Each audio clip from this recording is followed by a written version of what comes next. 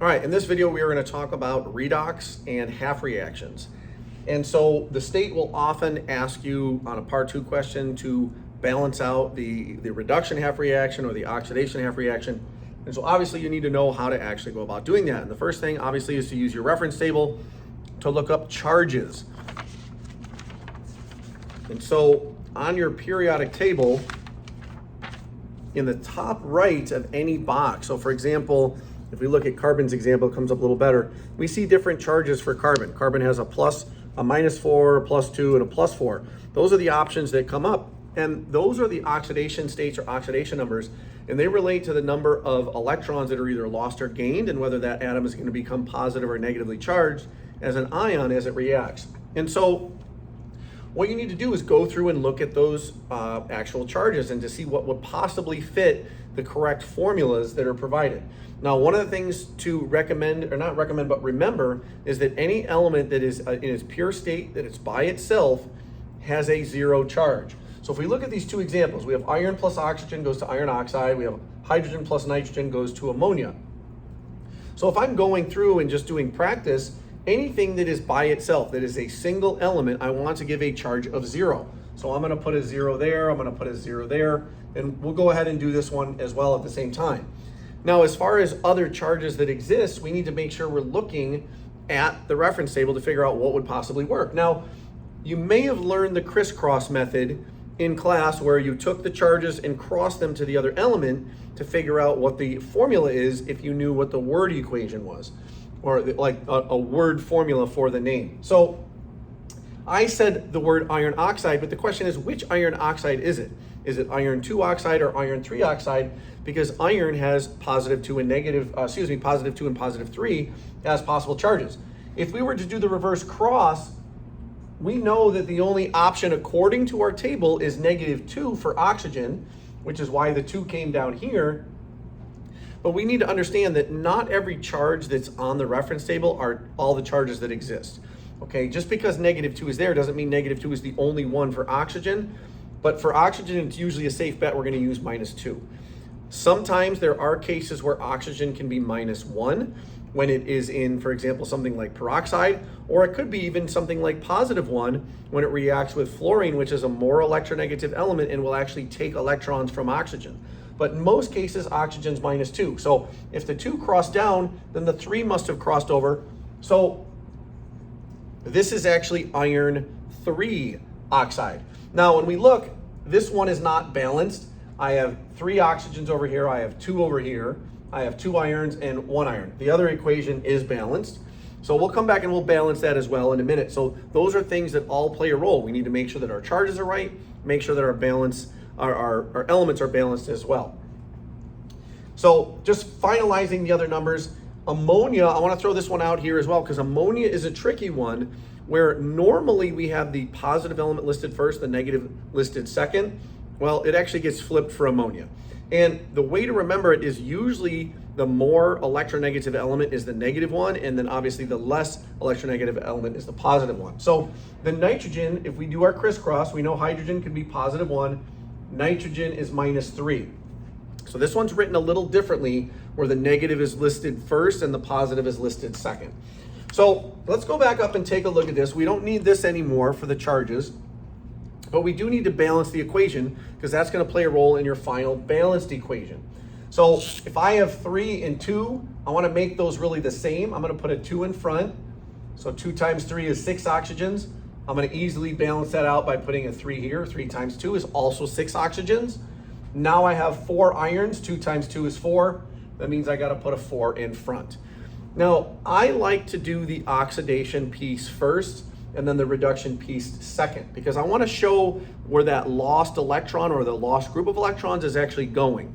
So if we can create them first, we can move them to the next part. So what we have to remember, a couple things, and I'll put them over here to the side. You might remember Leo Gurr. Okay? Leo, loss of electrons is oxidation. Gurr, gaining electrons is reduction. So Leo, loss of electrons. When you lose electrons, your charge goes up. okay, it becomes more positive. That could be from -1 up to 0. It could be from -3 up to -1. It could be from 0 to +2. It could be from +2 to +3 or +4. Anything that's going up usually is an indication that you've lost electrons and you're becoming more positive. Anything that shows you're gaining electrons, you're going to be gaining more negative particles. So your atomic number, your charge, goes down. So I could be +2 down to 1. I could be 1 down to 0, 0 down to -1. I could be -1 down to -3. As long as I'm getting more negative, that's a gain of electrons. So one of these is going up, one of these is going down. Iron is going from 0 up to +3. Oxygen is going from 0 down to -2. One's going up, one's going down. So I like to do the one that's going up first. So that's our iron. And what we want to do is bring everything down. There are a total of 4 irons. So I'm going to bring everything down from the equation, and they have a charge of 0. But what happens over time is they become 2 Fe2s, because that's part of the equation. You're only drawing and writing down the part that they are, each at a +3.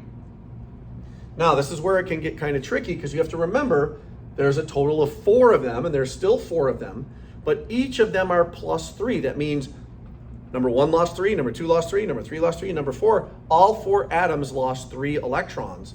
So that's a total of 12 electrons, not 3 electrons, but 12.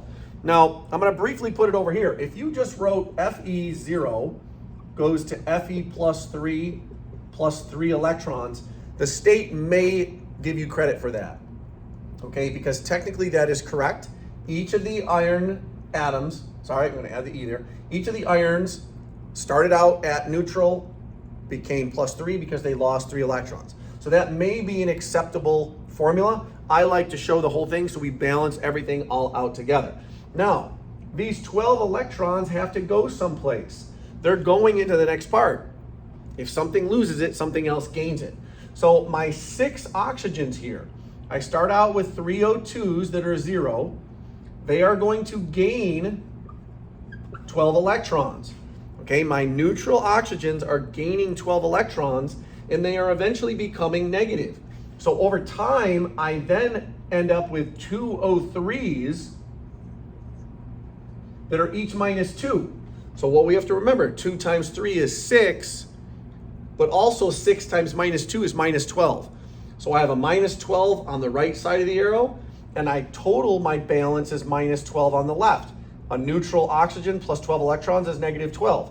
So not only do we have to balance the number of atoms on both sides, but we also have to balance charges on both sides. And that's a recurring theme. If you watch some of the other videos about, for example, nuclear chemistry, we talked about nuclear charges and masses that we balance on both sides of the equation. When you do balancing equations, you're balancing the atoms on both sides of the equation. So we have this continuous flow of balance and conservation of matter, mass, and charge. Same scenario. If you reduce this, and let's say you only did O2, if you did O2, this is where it starts to become a little questionable. O2 at 0, and then adding, if you only added the 2 electrons, let's say you talked about, oh, well, this is a -2, and it became 2 electrons. This doesn't balance out, because if I have 2 oxygens, and they each gained and they had only 2 electrons available, then they're each only going to get 1. So that would be -1. So that's why this one becomes a little questionable. And I don't like to do this version as well. I like to do the whole thing so that we can actually see all the numbers. Now, if you actually went through and did the math, and actually I'm just correcting myself. It was actually we started out as O2, and notice we end up as O3.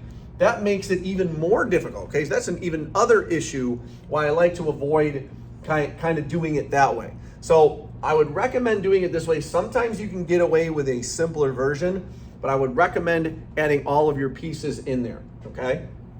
So let's try to separate those two, and let's take a look at another example just to kind of start us up. Again, any elements by themselves have a charge of 0, and then we're gonna look at our charges either through reverse crisscross or possibly doing a T-chart and figuring out what numbers would work appropriately using the periodic table. So oxidation, again, is the number that's going up. Reduction is the number that's going down. Hydrogen is the one that goes up. It goes from 0 to +1. So I have 3 hydrogens at 0, each going to 2 H3s at +1. So I have 6 hydrogens and 6 hydrogens, that balances. I'm at 0. If they are each becoming +1, 6 electrons becoming +1, that means I've lost 6 electrons. In order for each of them to become +1, they each have to lose 1 electron. The question is, well, where do those electrons go? Well, they go to the other part. So these electrons are going to come down here into redox. So my nitrogen, N2 at 0, is going to gain 6 electrons. And then we're going to have a product. Now, if I have two nitrogens and I have 6 available electrons, they're going to share them equally. They're each going to get 3. One of the nitrogens is going to get 3, the other nitrogen is going to get 3. So we end up with this part right here, 2N minus 3. Okay, they each become minus 3 because they each shared an equal portion of those 6 electrons. So I have 2 nitrogens, I have 2 nitrogens. I have a total of -6 on the left, and I have a total of -6 on the right when I multiply. So again, not only have we balanced out the mass or matter, but we've also balanced out the charge. Now, one of the things that is that's often a problem or an issue with the state exam in New York State is that they'll only ask you one or the other, okay? And it might be a part 2 question. And if they are asking you one or the other, personally, we try to ignore if you did one and let's say you answered both, we will focus only on the one that we need to grade. Okay, if you answered the other one, we try to ignore it. However, what happens is you might make a mistake on the first one and bring it down in the next one and make the mistake. So I would recommend doing those like in the actual test booklet or on your scrap paper, and then only putting over the one that is actually requested or required for that. So that might only be the oxidation, or it might only be the reduction. Remember, with your oxidation, you're starting out with something and your charge should go up. With reduction, you're starting out with some value and your charge should go down, okay? They may not always be zeros. I just happened to start with zeros because I had individual materials, but you may have something else in there that was in a compound and they switched. And so just be careful, make sure you go through all your charges, eliminate the ones that have the same charge, but only focus on the correct number of atoms that are changing from one side to another. So that again is redox. If you have any questions or comments, be sure to leave them below. Make sure you subscribe to the channel so you can catch up on all aspects of chemistry, maybe get some little review, maybe learn things from a different perspective that maybe I presented it relative to maybe how your teacher presented it. And always obviously follow up with your teacher, or if you're watching this one of my students, make sure you come after school and you can learn a little bit more. So again, if you have any questions, comments, make sure you hit that like button and leave your comment below. Thanks.